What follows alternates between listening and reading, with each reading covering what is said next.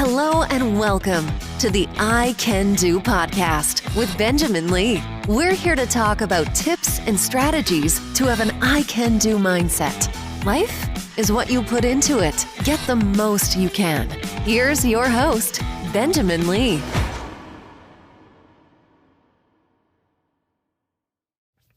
Hello and welcome to a new episode of I Can Do. I am Benjamin Lee. Thank you so much for listening. We have a new discussion, interview, new guest on the show today. I had the pleasure of interviewing Maxime Sigouin. Maxime is the founder of Fit Vegan Coaching and the Fit Vegan Blueprint program's creator. He helps vegans get lean, toned, thrive, and become their best self on a whole foods, plant-based lifestyle. Maxime is the real deal. He's been on an amazing journey. In this episode, we discuss what caused him to make the decision to become vegan. We discuss distinguishing between being motivated versus being committed. I really loved what he said about this idea of being committed versus being motivated. We also talk about the importance of how checkpoints will help you to attain your goals, the importance of how fast we can get back on the wagon after we may slip up or have a mess up, and winning the next meal.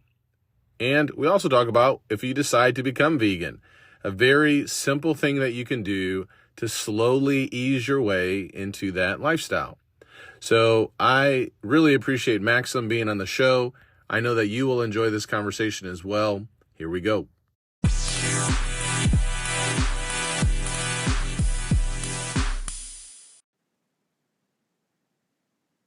Maxime, welcome to the show. Thank you, man. Thank you for having me.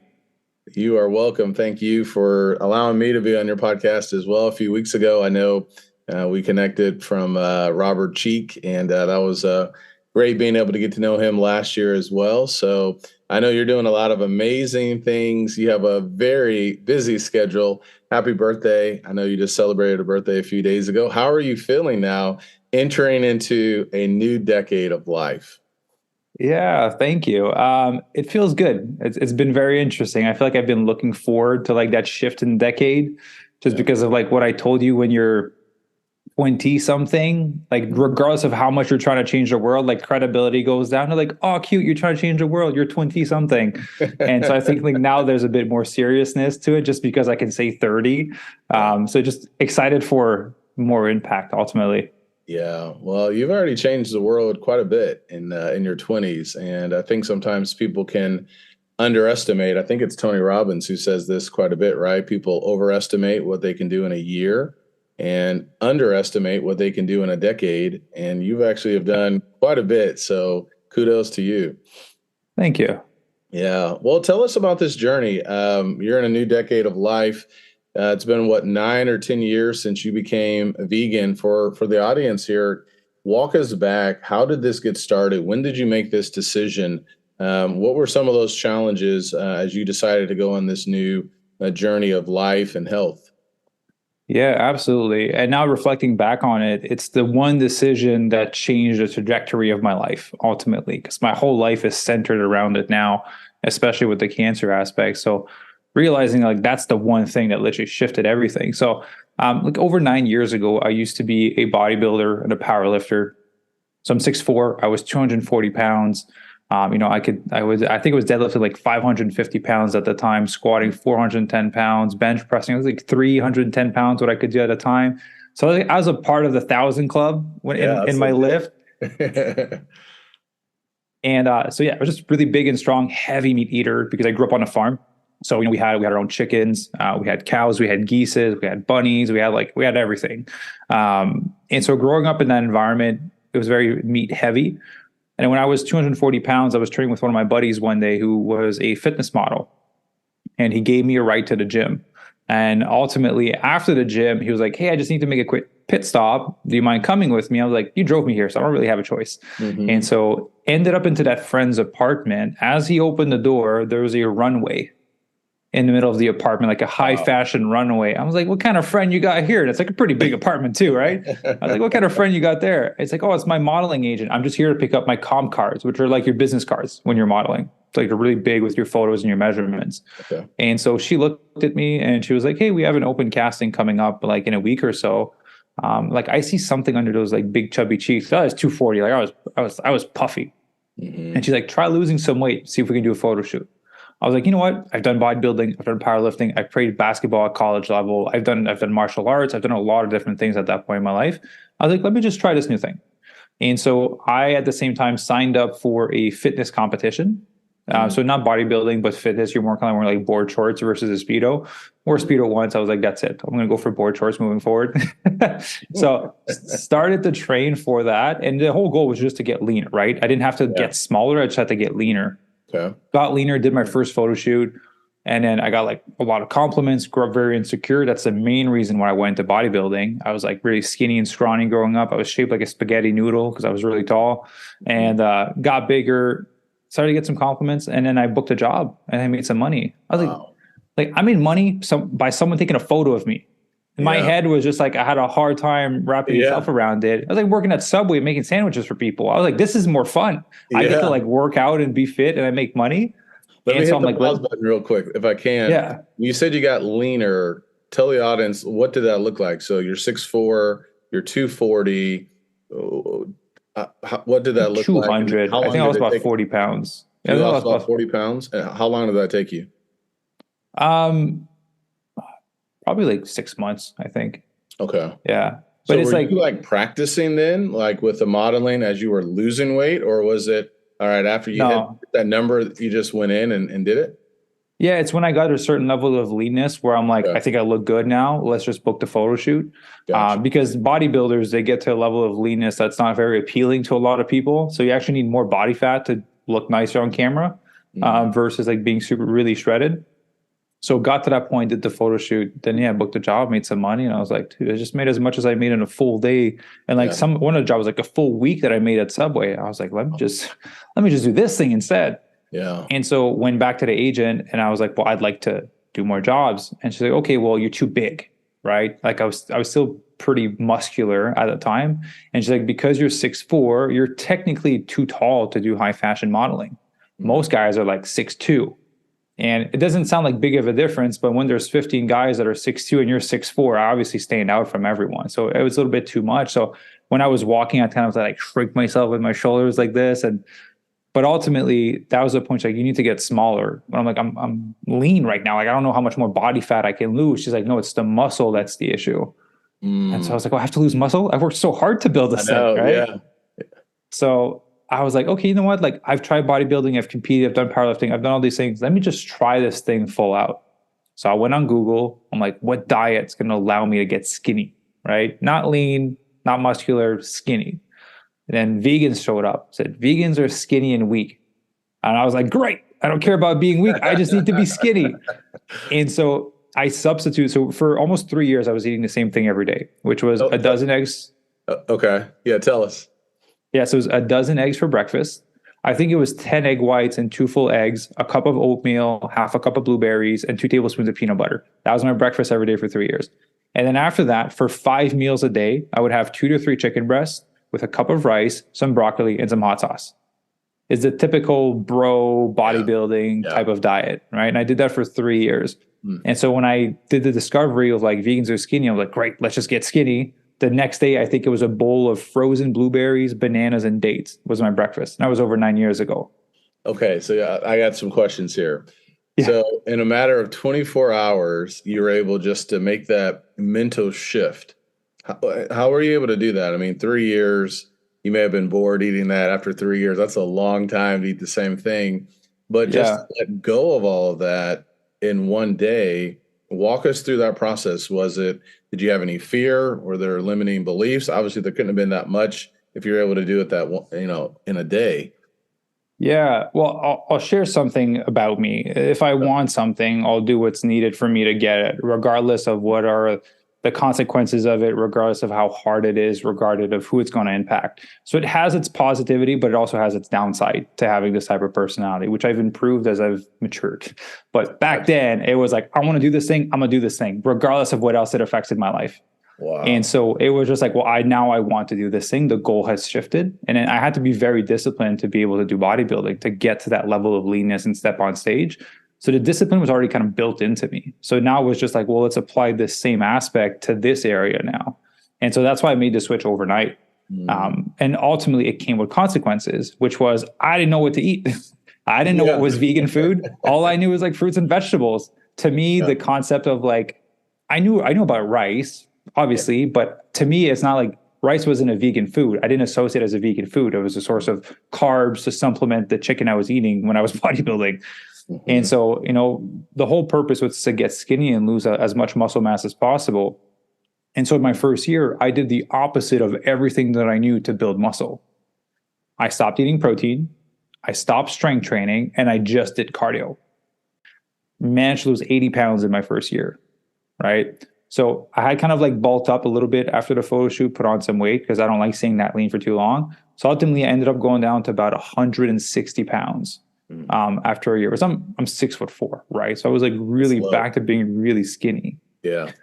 But the look that was in style that year for high fashion modeling was the 12-year-old boy, drug addict kind of skinny look. That was the thing. That was the look that year. And so I needed to match that or else I wouldn't be able to get jobs. And I was like, well, you know what, screw it. I just spent all this 1 year losing as much muscle as possible. Yeah. I said I went from like an extra large to a medium, right? A small medium shirt, which was a big hit to the ego and to the identity. Yeah. So you're 21 when this is happening, right? I was probably 20. Early in my 20s, yeah. No, so you were working at Subway. Were you in college? How did this affect just your day-to-day life and habits? What did that look like? Focus and all of that. Yeah, so I dropped out of college. So I was playing basketball in high school, got recruited to play college ball.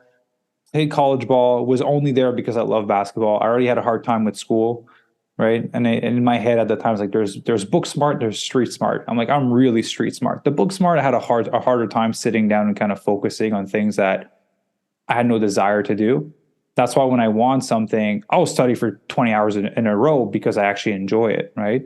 Mm-hmm. And so I had a hard time with school, got into my basketball scholarship in college, played for because it was a 3-year program. Because in Quebec, I was in Canada. In Quebec, it's different. There's like high school, you can do pre-university, kind of. That's what we call college, and then you can go to university. So it was a 3-year program. I did 2 years. Then my grades suffered, and then for one semester, like you can't play until you bump up your grades. And then I was like, okay, well, I guess I'm done playing here then. And then I went to public school because it was a private school that I got recruited for. Let me just go to public school, and I went to public school after taking one semester off.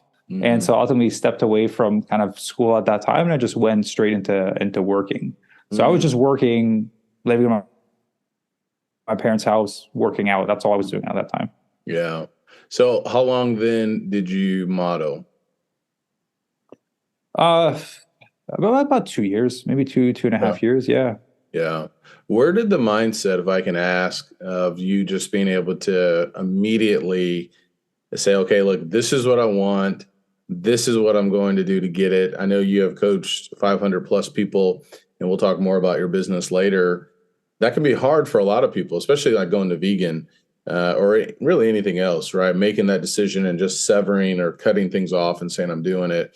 Was that from your parents? Was that through, was it more so? I know you mentioned bodybuilding. Was it just that discipline or that muscle that had been built over time? What was it that you think got you to that point? And do you still have that mindset today?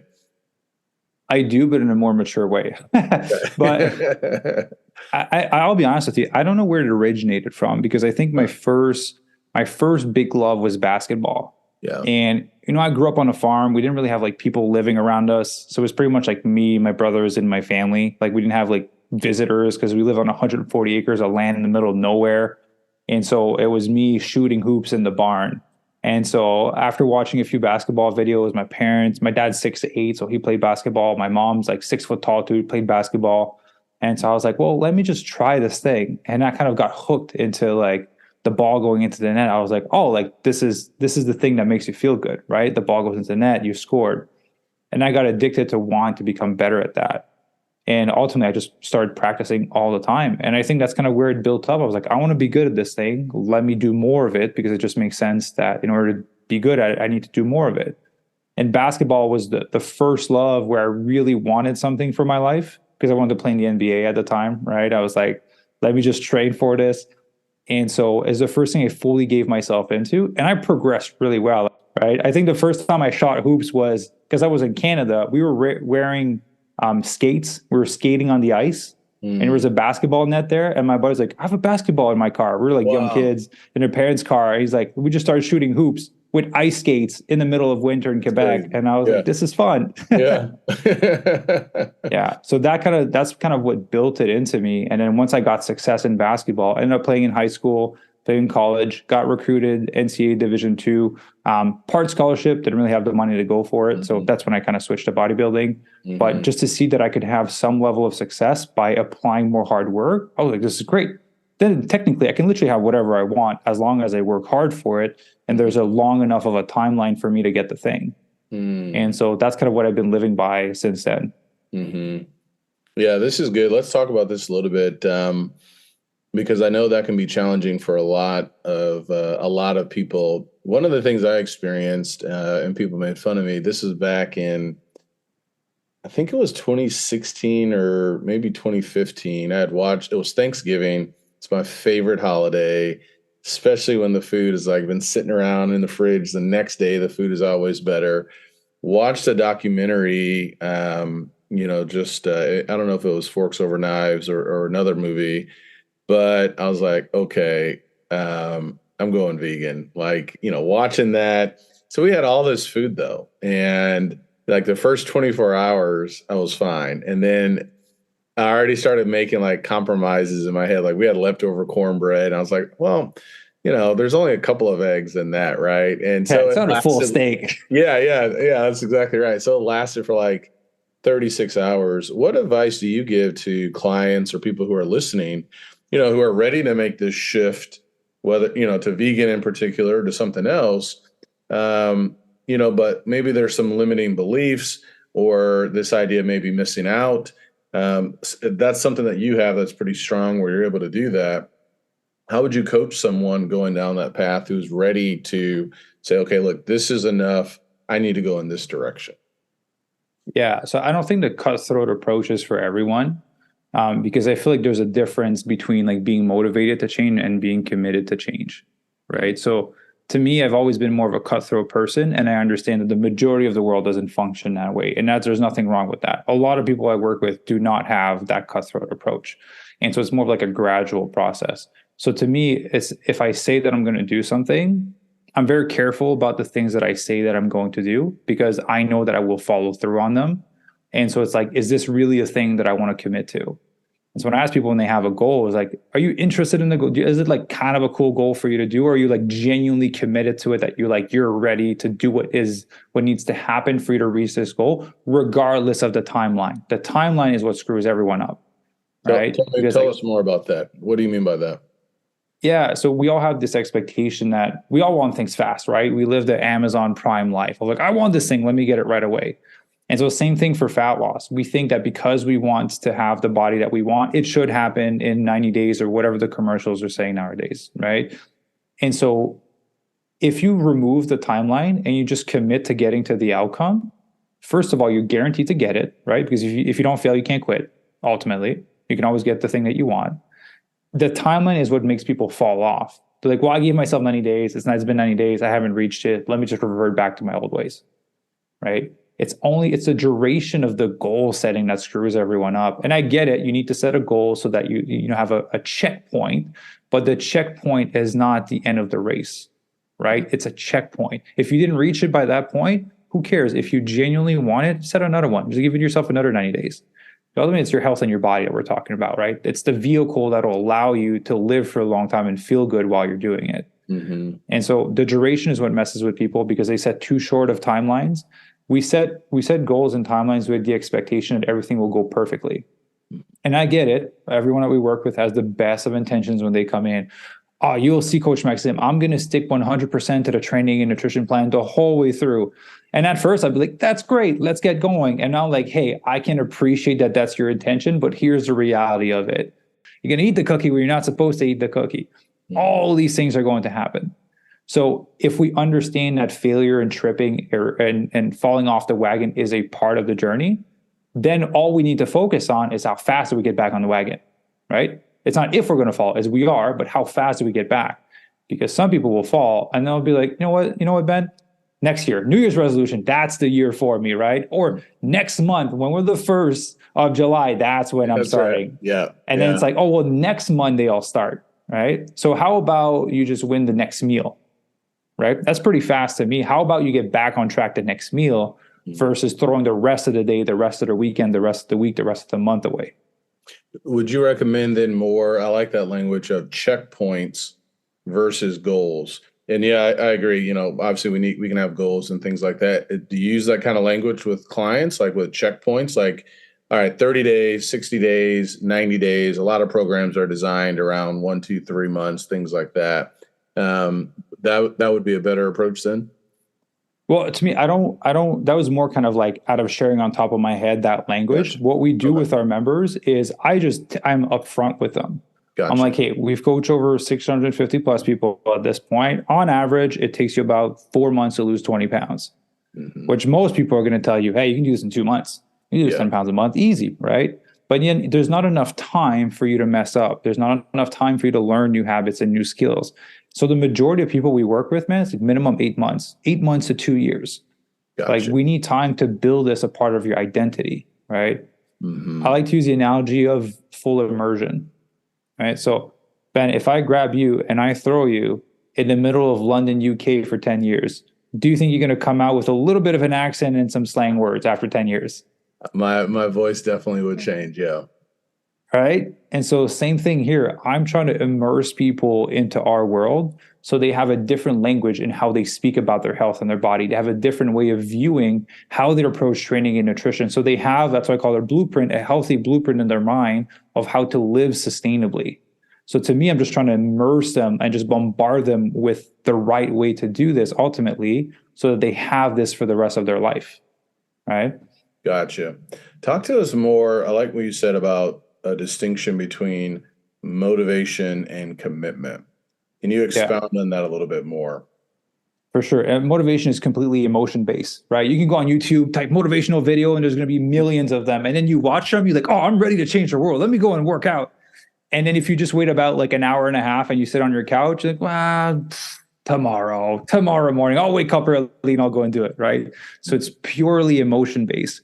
Commitment comes out of, there's no emotions when it comes to commitment. Commitment is you say that you're going to do the thing and you do the thing regardless of how you feel. And to me, I fundamentally knew that, but the first example of that was when I had to be a caregiver for my ex-partner. Yeah. Right. Because, man, I'll be honest, like there's a bunch of days where I was crying. This was hard to deal with. I was stressed. Like the person that you love is dying ultimately. And like, you have to be like, yeah, let's just show up. Let's take care of her and like be happy and jolly because you don't want to show the stress. That's, to me, that was the first real life example I got of like, that's what commitment looks like. You show up even if you don't want to. You show up even if you don't feel good, even if you didn't sleep well. Like you have to do this regardless of how you feel. So that's the difference between motivation and commitment. Yeah. No, I think that's so important too. There's so many different ways that we could talk about that and use that, you know, with relationships but just with our health. Absolutely. You know what I mean? So you mentioned cancer, you mentioned your partner. I know that's a big part of your story. I was half of my 20s. Half of your 20s. Wow. Yeah. How else did that impact you and change you? Obviously, I know there's a lot of pain and sorrow and things like that, but you learned this idea about commitment. What else were you able to learn through that suffering? A lot of things. But obviously the commitment piece is huge, but the other component is, you know, my grandfather passed away from cancer as well. You know, it takes the life of people that you love away. But my grandfather, I didn't live with my grandfather. I wasn't a caregiver for my grandfather. You know, we all have a family member that like has cancer, is dealing with something. You're like, but you don't necessarily see the impacts of it.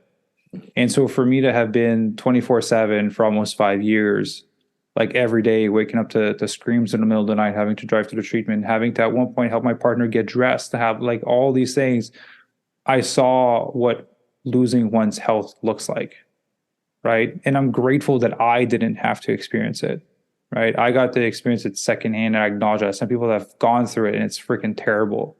Because her and my grandfather was lifestyle created. It was not a genetic thing, right? It was purely out of like stress, not eating properly, being entrepreneurs and all that. And so it was purely lifestyle created. And so I was like, that's what losing your health looks like. I'm like, this is genuinely the most important thing in the world, because I spent way more money than I ever had on cancer treatments. We spent all of our time trying to fight this thing, ultimately. And so that made me realize, like, wow, it actually hit me hard, as if I was the one that got sick. It really woke me up without me having to go through it. And so ultimately, that's why I'm on the mission that I'm on now. But to me, it taught me like it's the most important thing in the world. And it's one of the biggest things that I fear is cancer, ultimately, right? And so it taught me that. It taught me commitment. It taught me the importance of time, because when she passed away, it wasn't like all the things that people think would come up. To me, it was like, life is not short. I just think that we didn't make it count as much as we wanted to, right? And to me, it was like all the times we spent watching Netflix instead of talking, right? All the times we were on our phone distracted instead of spending time together, staying at home when we could have gone out and done something. And I got it tattooed on my hand right beside my watch. It says, it was a pretty weird angle, but make time count. So every time I look at my watch, it's just that reminder of like, cool, like, yes, you got meetings, you got all this stuff happening, but like, how do you make time count with, my fiance, which is going to get married in a few months now? How do I make time count with her? Yeah. Right. Yeah. Yeah. Make time count. That's good. Yeah. My father passed away from cancer. He was 59, and I appreciate you sharing that as well, that story. So let me ask you, was it a mixture then? You went vegan to lose weight, to become a model. And then it sounds like at the same time, or at some point in time, these paths are crossing with your loved one who has cancer. Was that final shift to help you to become vegan?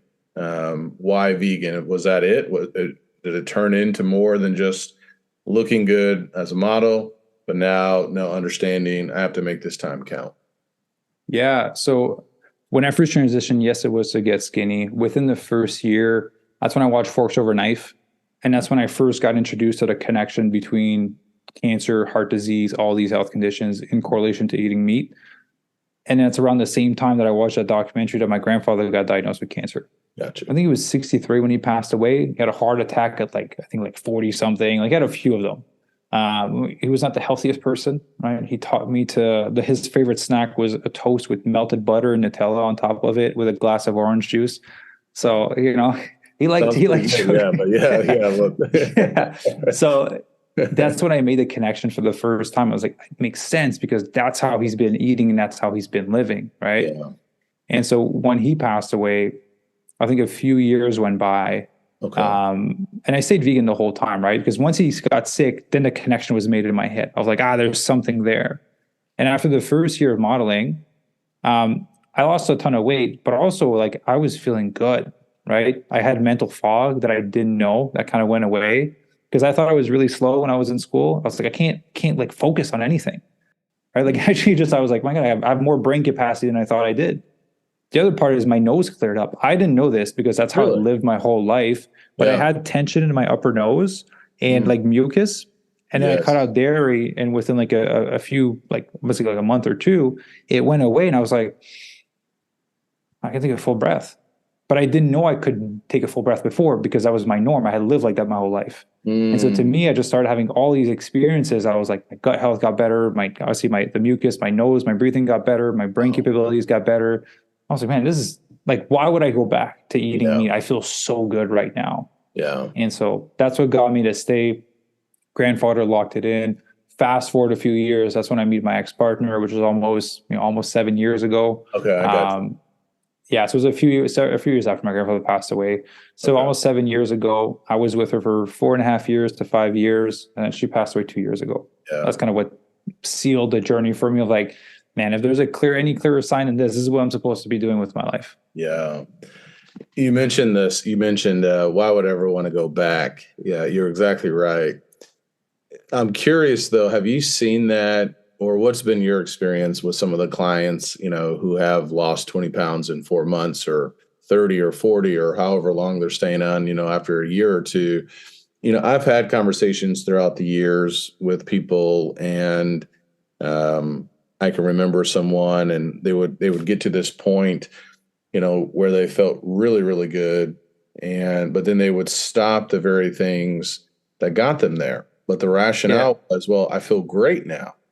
And so I would keep encouraging him. And this wasn't like food related. There are some other things going on, but I would encourage him, well, you got there because of X, Y, Z. So because of that, that's why you're feeling this way. So you can't stop that. What's been your experience with that? And how might we be able to, what's the term, block or avoid that path, or, change the story, so to speak, so we don't go down that path? Have you seen that a lot? And what recommendations do you have? Yeah, for sure. And that's why I just trying to be upfront with people. I think that's the best way to do it, right? Okay. It's like, hey, like this is a lifetime thing. Like, yes, you're going to be working with me or with anyone else for an extended period of time. You're not going to pay me for the rest of your life to coach you, right? Because you don't need to. And so I'm just here, coaches are just here for a glimpse of your journey. But ultimately, you have to fundamentally accept that this will be a part of your life for the rest of your life. Because if you're 20, 30, 40 years old right now, and like I'm exercising, I'm fit, like it's easy, right? Like wait till you hit like 50, 60. Because we have a bunch of members that are 50, 60, 70, 80 years old that either have strength training when they were younger, they were exercising, they were super fit, and then they kind of lost it.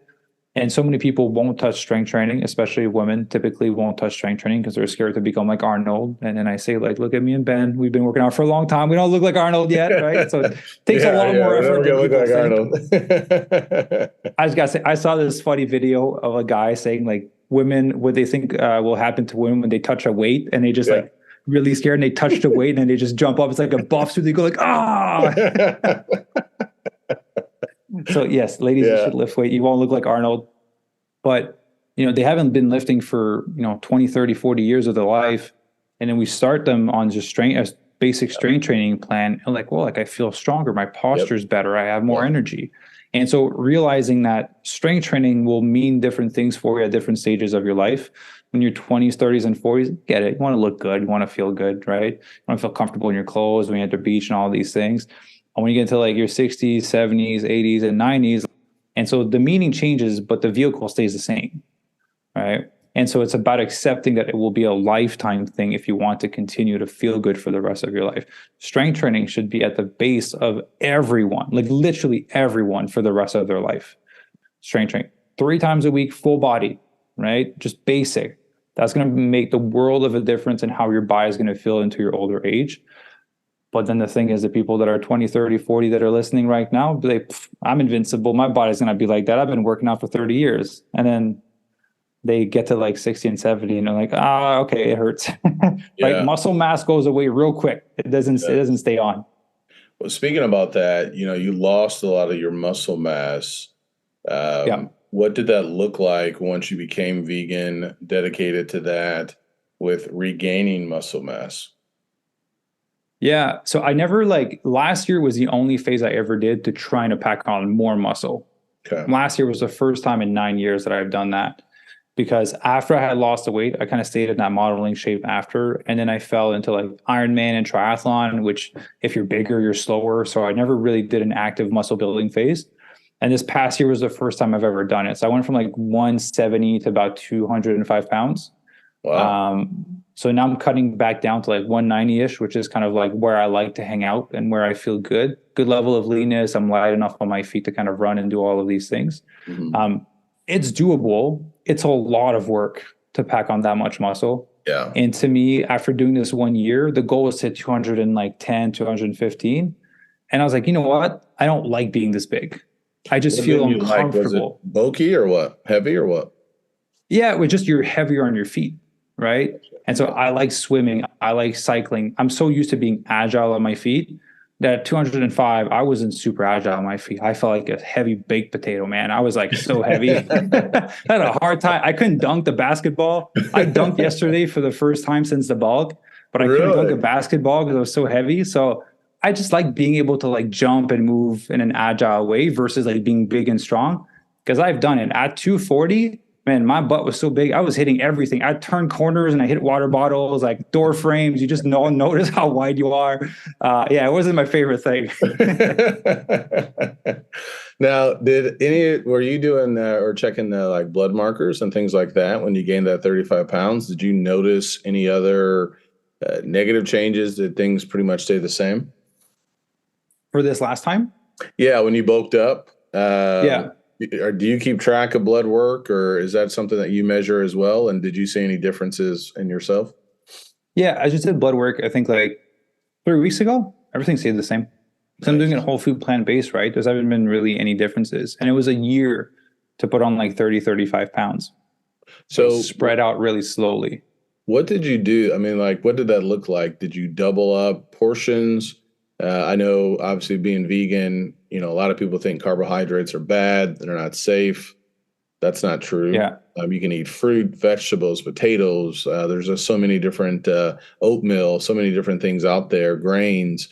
What did that look like then? Was it doubling up calories or just lifting heavier? Yeah, so I actually didn't lift heavier. I actually went with volume, a little bit more volume. Okay. So to me, I've been working out since I'm 12. So I have about 18 years in my body of exercising in different methodologies. I've tried heavy lifting, 6'4", my joints are tiny. Like when I was powerlifting, everything was hurting. And so to me, lifting heavy is just not worth how much joint pain I have because the body's so long. When you're doing a squat with 400 pounds on your back, your lever is your lower back and it's really far from where the bar is. And so I just go for volume, right? I like to go a little bit higher reps, more volume. I get some good growth out of that. And ultimately the nutrition is the thing that made the world of a difference, right? The nutrition was I jacked up my calories. I think the highest I was 3,500-ish. About like 150, 160 grams of protein. And just continuing with that over the course of a year and continuing to change my workout to make sure there's enough stressors so my body has a reason to grow. And it was just a time game, just waiting it out for a year, doing the thing that I'm supposed to do and then waiting a year and ultimately put on the muscle. Yeah, I love that. The time game. That's good. Someone who's listening, they're thinking about maybe going vegan. So going back to what I said earlier, I was vegan for like 36 hours, 15 or 16. And then I said I was veganish. But last year I went about maybe 130 to 150 days. Yeah. And so I know there were some maybe self-limiting beliefs. Maybe I just got tired or frustrated. One of the things that I have seen in myself has been I would eat a lot of the same things every day. And so I said, okay, I know this works. I loved Rip Esselstyn's vegan chili, so I'd buy that in bulk and I'm eating that for dinner and lunch and stuff like that. Someone who wants to get started becoming vegan, if there were 2 or 3 steps, action items, thoughts, what would you want them to know? Yeah, for sure. So first of all, take your time, right? Because it's just like any new thing that you start, probably don't know how to do it properly the first time you start. Like you start a new job, you'll need to learn a lot of things before you can do it efficiently. Same thing with this new way of eating. If you transition in one go, you're going to be eating the same thing over and over again because, it works. You don't know what else would work, right? Yeah. And so what I typically recommend to people is transition over the course of a month. For multiple reasons. One of them, it gives you a chance to discover new recipes. It gives you a chance to discover new alternatives. Like when I first transitioned, I didn't know what to replace an egg with when I was making pancakes, right? And I was like, soaked flax seeds, soaked chia seeds, mashed bananas, right? Applesauce. I didn't know these things when I first transitioned. So a month gives you time to kind of transition. The other component, it gives your gut a chance to adjust to the increase in fiber. Because if you're not consuming a lot of fiber right now and you go whole food plant based, like you're going to like double, triple that. And that can be a little bit stressful on the gut. And so here's a game plan I give to people. Let's just say you eat 4 meals a day, right? A breakfast, lunch, dinner, and a snack at one point or a smoothie somewhere for your post-workout. So I say for week 1, keep all your food the same, just make your breakfast vegan. Gotcha. Right? Trying to change it up every 2 to 3 days. You can try some overnight oats, you can try some pancakes, you can try some tofu scramble, try different things. Just breakfast. The rest of your meals, keep it the same with animal products where you're eating it. Now in week 2, keep your breakfast vegan. Now change your lunch, right? Play around with some lunches, do some wraps, some Buddha bowls, some stir fries, have fun with it. And then to week 3, change the dinner, right? To a vegan one, but keep everything else vegan. And then week 4, just substitute your snack. Ultimately, you might be able to do it in 3 weeks. The snack is pretty easy to substitute, but just you give yourself a chance to kind of try new recipes. And at this point, you literally have access to hundreds of thousands of free recipes online. Like there's so many of them that are available. That's good. So my morning smoothie, and this is something I've noticed too. I don't know what you take. I'd be interested in hearing. For years I used to take EAS protein powders, protein bars, full strength. Sean Phillips, that was his protein as well. Back during COVID, I started using Huel. I started using the vegan protein. Actually got that from another preacher friend. He had a heart event, and so I can't remember why I did it. Maybe to get my son and my wife, taking some smoothies. It was actually pretty good. So we would, I'd put that in, started putting in some peanut butter. Where I'm at now, I'm not using any protein powders, and I'm not using any, just regular food. So my morning, I'm a creature of habit. It's the same thing. So it's like 16 ounces of almond milk, a cup of blueberries, handful of strawberries, some pineapples. I'll throw some kale in there. 2 big tablespoons of peanut butter. Love to get your thoughts if I should be using almond butter or some other kind of butter.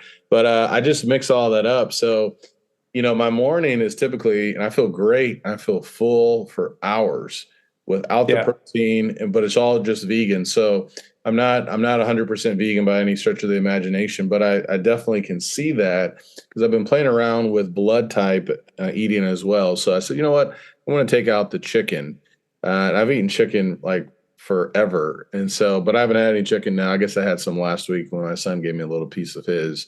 But I've been playing around with that. So I like that idea of just like this slow implementation where you can kind of ease your way into it. When I started last year, I just went like all out. I had gotten on the scale and I was like, I cannot believe like what's happened here. And I was nervous and I was like, I got to figure this out. So, but I like that idea of like slow, steady progression over a month. Yeah, because a lot of us will make a big jump into something, but we have to acknowledge that. That's the thing I mentioned that came with maturity for me, because at first it was like pure full out, like we're doing this. Well, there's other areas of your life, and especially as you get older, then you have your family, you have kids, you have your work, your career, you have your friends, you have other things that kind of that are on the plate. And so when I was younger, I didn't have any of those obligations. I was just living in my parents' house. We're just like, let's just go full out, right? That's why it works a little bit less as an adult, because now there's bills, there's a fiance, there's more things that are added to the plate. But when we make these big commitments, sometimes it requires a lot of our time and energy, and therefore other areas start to suffer. And so when people come in like, I'm gonna go just fully vegan, well, if you're not ready to kind of figure out how to do it properly in like one go, you're going to spend a lot of that time, and it's going to, your other areas of your life are going to suffer. And you'll be like, well, this is not worth it. Let me just eat what I was eating before. Yep. Or the flip side, you're going to try, but you're so busy with the other things, you're not going to do it properly. You're going to undereat on your food, and you're like, well, I don't feel that great. Let me just revert back to what I was doing before. Right. So that's why a little bit of guidance helps. Ultimately, your smoothie sounds like a great smoothie, right? So peanut butter, I'll just say, make sure you buy it organic if you're going to buy peanut butter. Yeah. There's a big thing that peanut is literally a molded soy. So I prefer almond butter when it comes to that, but peanut butter tastes delicious. I have some a little bit from time to time, knowing what it is. But, that's good to know, though. No, that's good to know. Yeah. So you said it's molded soy. Yeah. Oof. Yeah. So almond butter is a little bit better, right? Macadamia nuts, sunflower butter, like there's so many other options. Again, diversity is key when it comes to nutrition, right? Because you want to optimize your gut microbiome. You can't be eating the same food over and over again. And so sometimes just about like, you finish your jar of peanut butter, let's just buy an almond butter next time. You finish almond butter, let's just buy sunflower butter next time. It's not that like you have to eat literally different foods in every meals of every day, because that's very overwhelming to do that. Yeah, that is. buy a bunch of kale, some charge, some spinach. Once you're done, buy different types of vegetable the next time you go to the grocery store, right? Okay. No, but your smoothie sounds great, but it sounds really low in protein. I'm not the bodybuilder type protein guy, but ultimately you want to look at protein not on a per meal basis, but on a per day basis, right? What would you recommend to add then for the protein? Well, two things. It depends. So I use protein powder, right? And my members as well, just because in terms of calorie cost for how much protein you get, it's one of the best ones. Which one are you using, if I can ask? So there's Veg Nutrition, which tastes really good. But if you don't want protein powder, the second best option, I would say hemp protein, simply because if you grab hemp seeds and you crush them and you squeeze, like cold press them, ultimately, the oil that comes out, that's hemp oil. The meal that's left over, that's hemp protein. So it's literally crushed hemp seeds. That's the closest you'll get to whole foods. And then the other one, a little bit, doesn't taste as great, but if you just blend a block of soft tofu in your smoothie, then you get some protein, but you get a little bit of that soft tofu texture into your shake. So I have used hemp seed as well. I've run out of it, but so you're saying though the hemp oil is going to be more efficient and more the hemp protein. The hemp protein. Okay, so that's different than the hemp seed. Yeah, so basically it's crushed hemp seed. So they removed the fat in a healthy way, because a lot of company will use like hexane or heat to extract the fat from like a pea protein or pumpkin protein, for example. But when you add heat, you kill some of the enzymes in the food, right? So because it's cold pressed, it's more whole when you're looking at hemp protein. Okay. All right. Thank you for that. So you're a coach. I've had a number of coaches on the podcast. How do you define coaching? Why do people need coaching? I'm a big advocate of having coaches. Looking back in the last 10 years, I've seen this pattern in my life, actually longer than 10 years now. Well, how do you define coaching, and what's the value of someone having a coach? So a coach is the thing that allows you to not reinvent the wheel or having to figure out the wheel. Right? I have multiple coaches in my life. There's areas that I wanted to improve, and I'm here like renting all the books, watching all the YouTube videos. But the thing is, there's so much information, and I think a lot of people are getting overwhelmed with how much information is out there. And it's great. You can probably find everything I'm telling you all over the internet, which would be a bunch of clips of me saying it. But ultimately, you can find it all over the internet. But the hard part is, how do you piece it together to bring you to your journey in a safe, efficient, and fast manner? Okay. That's the hard part. That's where a coach comes in, who has an area that they're an expert in. Like, if I want to fix my car for my motor, right, I can genuinely probably go on YouTube, figure out how to open the motor, how to change that part in it. I can reclose the motor and get the car ready to go. How confident am I going to be to drive that car? Not that much. I saw it on YouTube, right? Like, I'm not super confident that my car's not going to blow up while I'm driving it. Yeah. So I'd rather go to a mechanic to figure out. So a lot of times it depends again what your situation is in, but a lot of times people are just trying to figure out how to fix their own motor, which is their own body, their own vehicle, right? It takes time. Right? I've been at this for a decade. In combination with all my team, we have 30 plus years of experience. And on top of that, we coach over 650 plus people. Like the experience you get from coaching that many humans who have a different background, different psychology, that alone beats any certification you'll ever get. Right? So it's about how to me, it's outsourcing, right? I'm the guy that when I go to a grocery store and I need something, I ask the lady that works here, I'm like, hey, where is this? She's like, aisle 4. I'm like, thank you. And I just walk to aisle 4. Yep. I don't do every freaking aisle. They're trying to figure out where it is. Right? So if there's an area that you want to improve and you've already tried to figure it out on your own, which again is overwhelming because I've tried a lot of it to improve a lot of the areas in my life and I couldn't do it. I found someone that was good, that I connected with, which is the important part, right? Like, I wouldn't go to coach that's keto because it just doesn't connect with my values and how I want to eat. Found someone who's an expert in their field.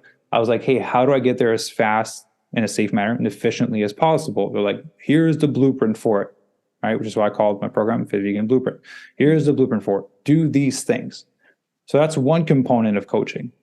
The other component of coaching is what most people get wrong, is a lot of coaches they'll be like, hey, Benjamin, follow this plan, which is part 1, which is the blueprint. And then when you slip off and you can't stick to the plan, they go like, okay, but stick to the plan. If you stick to the plan, you get the results that you want. And then you can't stick to it because life happens. Be like, no, Benjamin, like just stick to it. If you do this thing, it's simple. You'll get the thing that you want. But ultimately, that's the issue with a lot of coaching, and why a lot of people struggle with coaching, because people focus so much on the plan. It's not the plan. It's the adherence to the plan that makes a difference, right? The magic doesn't happen because you hold the piece of paper in your hand.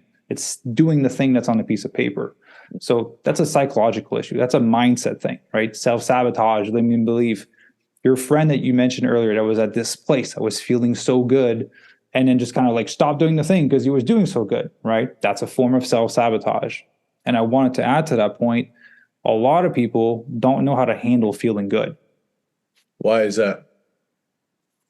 A lot of people struggle with allowing themselves to have that much success and happiness in their life because they don't think that they deserve it.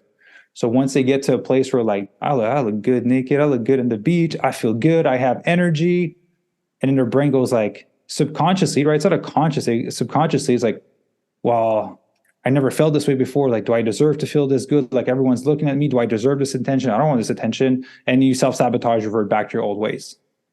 All right. And so I love, you know who Gay Hendricks is? The book, The Big Leap? I do. I've read that book. I have it. Yeah.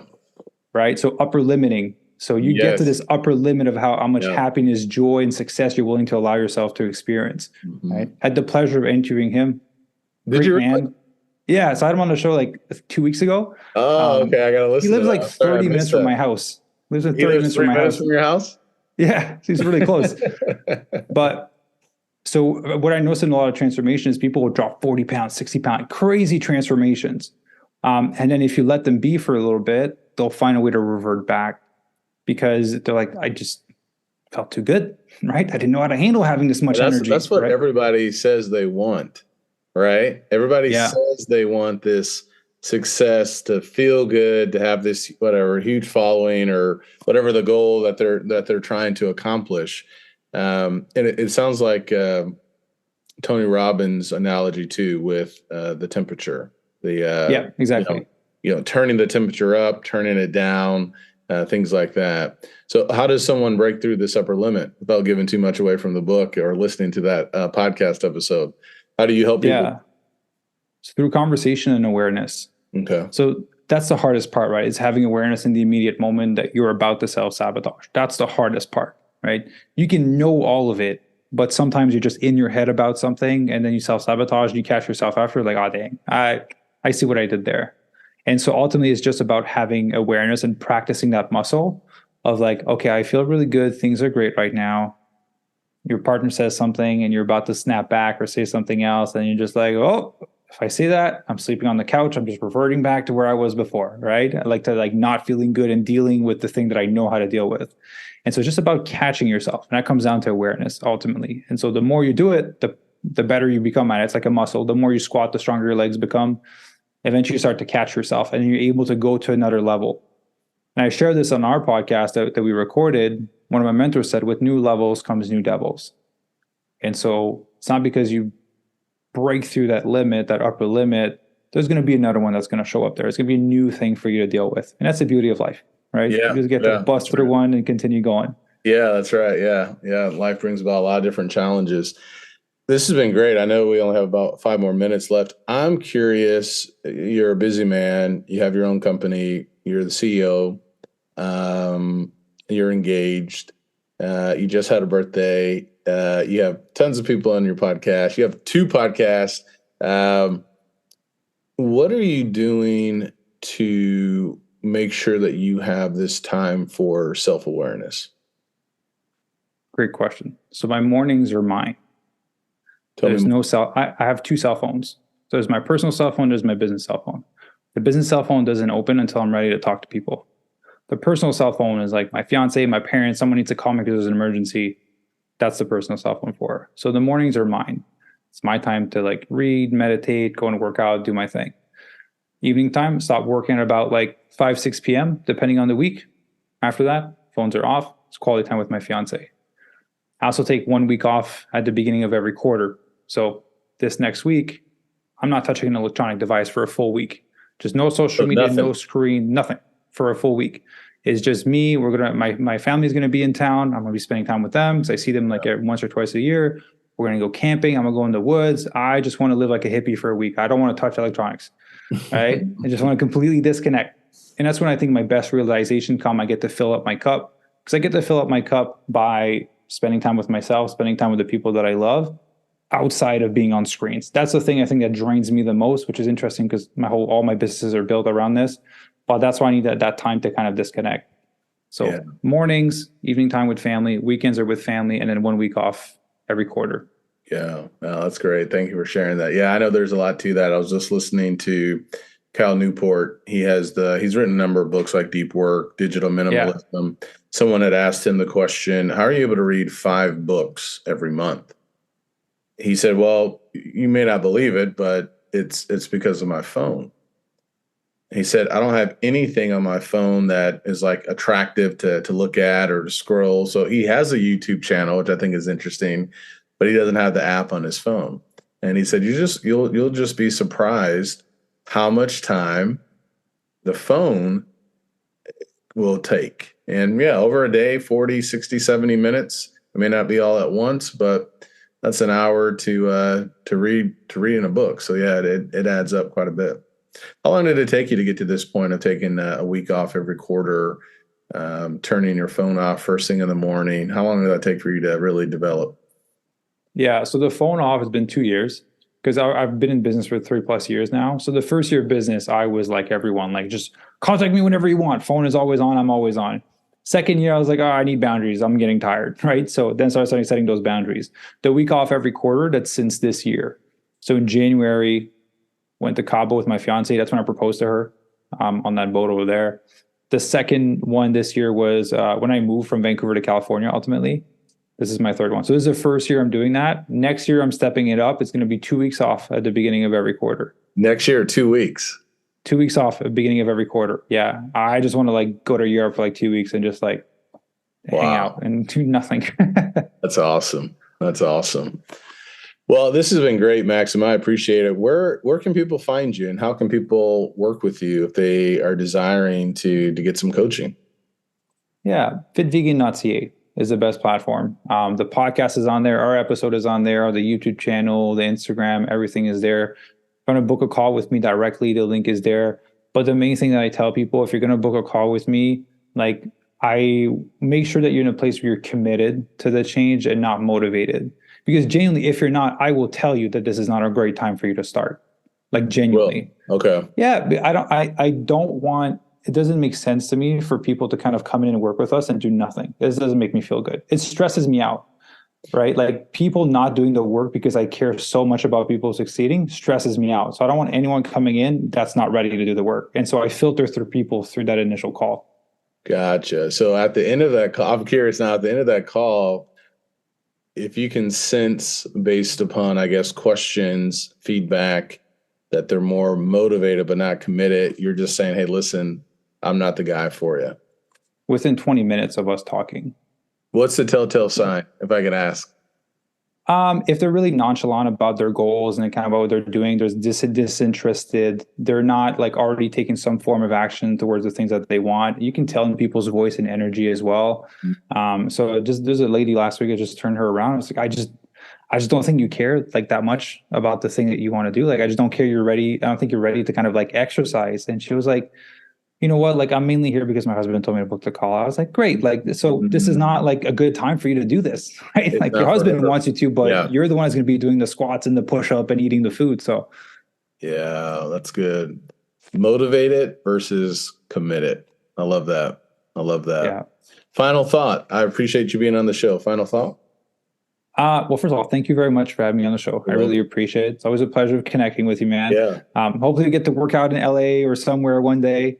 Yeah, absolutely. And final thoughts is, I always like to end with this. Whatever you think is worth it is not, right? So in terms of your health. So I hear a lot of people about like, but I can't give up chicken. I can't give up dairy. I can't give up steak. I can't give up all the things that potentially would be harming your health. I promise you that once you lose your health, all the things that you think that matter are not worth it, right? Overstressing yourself because you're trying to make some more money or get the car or get the house. Once you lose your health, you would give 10 houses away and all the money in your bank account plus more to be able to get that thing back. right? And so whatever you think is worth it is not worth it. And I'll just throw a little one in there. Okay. Everything I shared today is absolutely worthless unless you do something with it. So I invite you to pick one thing and do something with that information, or else it'll just be live in there and it'll go away and then your life won't change. Yeah. Thank you, Maxime. I appreciate it. Yeah. Thank you, man. All right. Take care.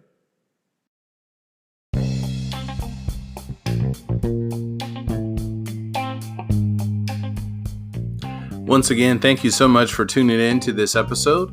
If you are in the need or looking for more motivation in your life, feel free to check out my website, benjaminlee.blog, where you can find hundreds of encouraging, motivational blog posts on a variety of subjects.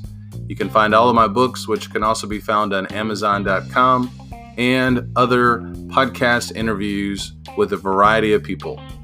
I hope this helps. Please leave me a rating and a review. I can do, and so can you. Take care, and God bless.